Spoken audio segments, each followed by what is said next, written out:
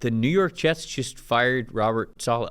So he is the first head coach fired, which is, I'm not going to lie, I did not see that coming. It hasn't looked great from the Jets. Like the energy, the body language, everything, it's always looked so stressful and tough there. So I can understand us trending in this direction, but I did not think he was going to be the first head coach fired. So I don't know, man. Is Hackett going to take over now as like interim head coach? Because the offense feels like it's got a Hackett problem too. So, maybe Aaron Rodgers will just take over as head coach. Like quarterback head coach. We'll let him run everything. Feels like he kind of already is. But man, I don't know. Any thoughts to Robert Saleh getting fired? And then obviously we can kind of finish up and wrap up the Jets conversation with Rodgers. Well, he the second he called out Rodgers for like the pre-snap and cadence stuff a few weeks ago, it was over. Like you don't do that with Rodgers. There was clearly a disconnect there between him and his quarterback. I'm shocked because again, like, we talked about it with Dennis Allen before, but like this is a guy who's put together great defenses. Now they've drafted well. They've had some, you get a great corner early in the draft, like it helps and stuff. But like the defensive side is perfect, almost, right? Like they're so good on defense. But you tied yourself to this quarterback offensive coordinator combination that clearly hasn't worked, but you take the fall for it. And I would even say, like, with Dennis Allen, it's very clear that he is the one who pushed for Derek Carr because of their relationship. Like, I don't know. I mean, obviously, if you're Robert Saleh 2 years ago, you're pushing for a Hall of Fame quarterback to come your way. But at the same time, like, this is obviously partly a Woody Johnson thing or a Joe Douglas thing. And then Robert Saleh is the one who's going to take the fall for it when he's been really good at what he's his main job, in my opinion, which is like the defensive side of things. We don't know what happens culturally in a room, so I won't speak on whether the culture was there, whether like it was good times for everyone, whatever. But the defense has been really good, and the offense that you're letting, what do you like? There's nothing that Saleh can do about this offense. You could, he talked about, hey, I'm going to be in all the quarterback meeting rooms. And Rodgers said, yeah, he's given us some good pointers on defense, blah, blah, blah. But really, this is Rodgers Hackett offense. It's really just a Rodgers offense. So what the fuck does Robert Saleh have to do with how this offense is? But if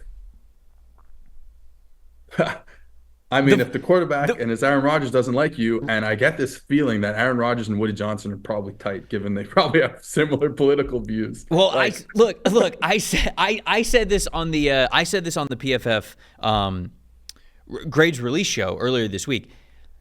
Everything seems so tight with this team right now. They're not having fun. They look like it's an extremely difficult job, and they look like they're all playing so under pressure. The body language is bad. Dalton did a really good job of going back, and he's like, this team's never good out of the gate. They're never good right out of the gate. They're never ready to play ball games. They're never loose. They're always so tight. Everything is so tight. The margin for error is so low. And I think about, I don't know if you caught this, but Baker Mayfield was on a show, podcast, I can't remember, and he was talking about how the players have sort of told him that the energy was different with him and with Brady. And obviously, like, they won with Brady, but he said the Brady energy when he came into Tampa Bay was much like Michael Jordan when everybody watched The Last Dance, where Michael Jordan was like, I was going to push you. Like, I'm going to be a leader. I'm going to do what I need to do to be a leader.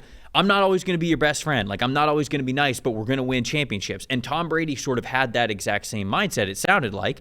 And they won a championship because of it. And Baker, now they're winning in a different way. They're winning because it's more loose. Like, it's just they're all like such close friends, and it's a much more loose and fun and free environment. And that's also, creating sort of a winning culture in Tampa Bay.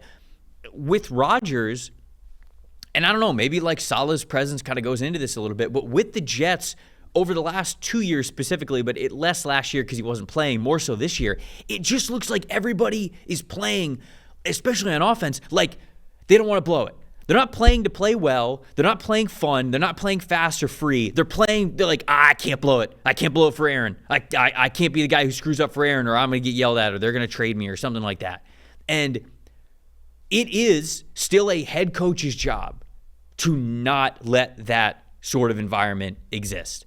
And in my opinion, it's not a completely outsider's opinion, it just did not feel like Saleh was doing that. Defense side of the football, Jets been great over the last couple of years, like you mentioned. What his bread and butter is, he was good at it. But being a head coach, I have certainly learned in this league, it's much more of being a CEO than it is any sort of expertise on one side of the ball or the other. Some guys are great at being able to juggle all those things, but first and foremost, you have to be a CEO. You have to be the leader. You have to have an attitude and an environment that guys love to play their best in.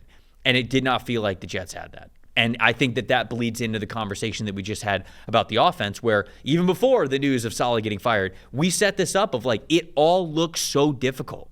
They're just attempting the most difficult plays in the game. And I was going to say, because I said this on the Monday show as well, I'm not saying this to be hot takey. If Davante Adams is on this football team, they probably win that game against the Vikings, because they convert more third downs and they actually get to complete some of those incredibly difficult passes that they want to have, because Rodgers actually has the chemistry with Adams, who can be one of the best wide receivers in the NFL. If you're going to continue to play this style of offense, like if Aaron and Nathaniel Hackett go, nope, nothing's wrong, we just need to execute it better, you better go trade for Davante Adams, because you're not going to make the playoffs if you try to play this offense the way that it's currently constructed without Davante. So that's, I also have that. And I'm not saying that take to be like hot takey and try to get it put on a graphic and blow up or whatever. I mean it. If you're going to play this style of offense, you better go get Davante Adams, because you don't have the horses to win this race playing this kind of offense. You don't. So that's sort of my thought of the Jets as well. So Jeff Ulbrich is going to be the interim head coach. He was a defensive coordinator. Gotcha. So, I mean, that kind of makes sense. I mean, they couldn't make Hackett the interim head coach given what happened with him in Denver. There's no chance that was ever going to happen. But, yeah, I mean, I'm in agreement. Like, they play tight, and I think a lot of that is on – there's two things. A, it's like this tightness of like, hey, we got to be perfect on every play. And then B, it's like, well, we don't get any designed schemed open receivers, so we're starting the game from a deficit.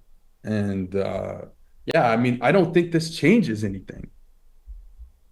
What is different now that Saleh is out of the building? Again, if you're right about like culturally, like they were all tense and Saleh was the reason. I'm sorry, you didn't really say that, so I apologize. But like if the reason is that they were tense because Saleh was in the building and they weren't winning games and it was bad and the vibes were bad, then yeah, like better vibes are going to help a team for sure. Mm-hmm. But at the same time, like what's changed? They're going to run the same defense, and the defense was already good. They're going to run the same offense. So I don't Robert Saleh was not part of the offensive game plan stuff. So what's really going to change here? Like I said, I think this is just a power play move by Aaron Rodgers, most likely. And it's too bad. It's really too bad. You know, I think that obviously like Rodgers' voice is going to mean a lot in this decision, because it's just going to overall. You brought him in for that reason. But it's not like Saleh had the resume to fight against it, right? At this point in time. It's right. Not like Saleh's resume with the Jets it was good enough to where like when Rodgers goes, hey, I don't like how this guy's leading the team, there's not really a lot for him outside of the defense playing well, which is like, okay, you bring in Jeff Ulbrich, and, you know, I'm reading some of the tweets from the beat reporters, like Jeff Ulbrich, highly respected by the players, loved by the players. So maybe that is simply it. They're trying to keep the defense the same, get a different guy in there. What? Well, just like Robert Saleh, when he gets the job, was highly respected by his 49ers. You know what I mean? Like, that's not the issue, right? Like, the issue isn't like... Sure. Yeah, back to the offense and the Rodgers thing. The issue is good. It's like it's not even necessarily Rodgers' play on the field per se. The issue is Rodgers in terms of everything that he brings to this organization. Mm-hmm. The vibes are horrifying. We'll see. Perhaps they're one Davante Adams trade away from all of those vibes changing. But again, if you want to play this style of offense, I don't... Maybe it completely changes. I'm a skeptic as to whether it changes long-term and it's sustainable without getting a player who can absolutely win one-on-one ISO ball at the sideline the way that you want to, the way that Davante Adams does. So we shall see.